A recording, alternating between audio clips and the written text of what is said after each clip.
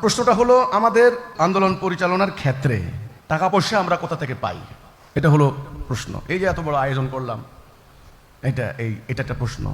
আমাদের অর্থের উৎস, আয়ের উৎস, আমাদের আন্দোলনের নীতিমালা হচ্ছে আমরা হিজবুত তৌহিদের সদস্য যারা নয় তাদের বাহিরের কারো কাছ থেকে কোনো টাকা আমরা নেই না।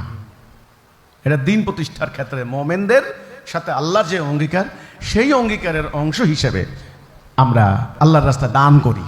আপনারা যারা নতুনরা আসছেন, আপনাদের আয়ের একটা অংশ আল্লাহর রাস্তায় আপনারা দান করতে হবে। আমরা কিন্তু বাইরের কারো কাছ থেকে যেহেতু টাকা নেই না, সেহেতু টাকা কে দিবে আমাদেরকে? আমরাই দেব। আমাদের এই যে আজকের অনুষ্ঠানের এই যে সাউন্ড সিস্টেম, এই যে লাইটিং, হল ভাড়া, আরো অন্য যে সমস্ত খরচ আমরাই দেব।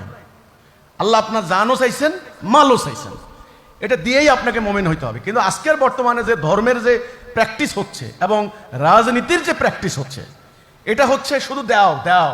যারা পলিটিক্স করে তারাও মনে করে যে আমরা ক্ষমতা যেতে পারলে তো এটা একটা বিনিয়োগ হচ্ছে, এটা একটা ইনভেস্টমেন্ট। আবার যারা ধর্ম প্রচার করে তারাও টাকা ছাড়া ধর্মের কোনো কাজ নাই। বাট হিজবুত তৌহিদ কিন্তু ঠিক আল্লাহ রাসূলের দেওয়া নীতিমালা, যারা আন্দোলন করবেন তারা জানও দিবেন, মালও দিবেন। আকীদা পরিষ্কার, যা পারেন, আপনার সামর্থ্যের বাইরে তো আর নাই।